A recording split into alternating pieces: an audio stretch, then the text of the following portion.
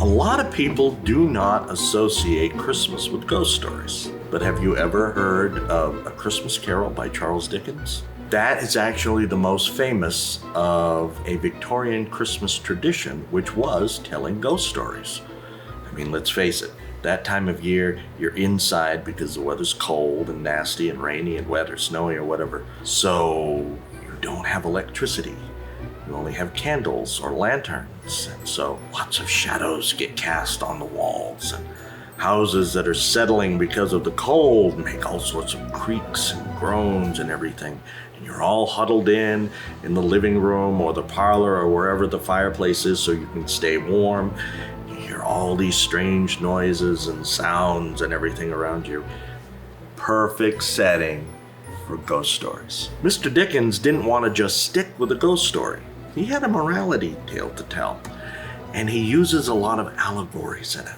Most importantly, the ghost of Christmas past, the ghost of Christmas present, and the ghost of Christmas yet to come. And the allegories are kind of evident in their nature and description. Now, the ghost of Christmas past is very wispy, very ephemeral, kind of there, kind of not, like a wisp of smoke after you blow out a candle. That's because memories, we don't see them as clearly as we do right now. We remember them, but they might be half remembered, they might be misremembered, they might be kind of foggy.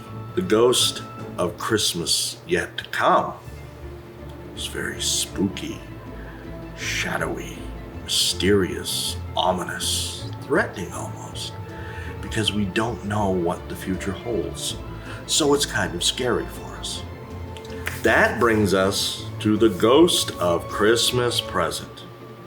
The here, the now, the physical, the tangible, what you can see, hear, feel, smell, taste, touch, everything. That is very bold and very present. And you'll remember in the story that Ebenezer Scrooge had to ask him to turn down his lantern, his torch, because it was so bright he couldn't take it all in.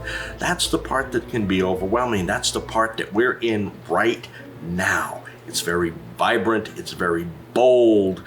It's not going to be ignored. The room was filled with all sorts of food and drink and gifts and presents and decorations and lights and just warmth, because that's what we've got right now.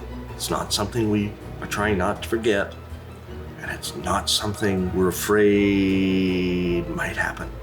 It's the here, the now. We're warm, we're well fed, we are satiated, we are satisfied, we are with our friends, we are with our company, we're in the present.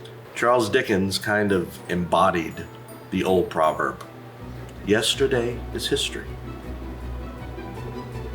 Tomorrow is mystery, but today is a gift. That's why they call it the present.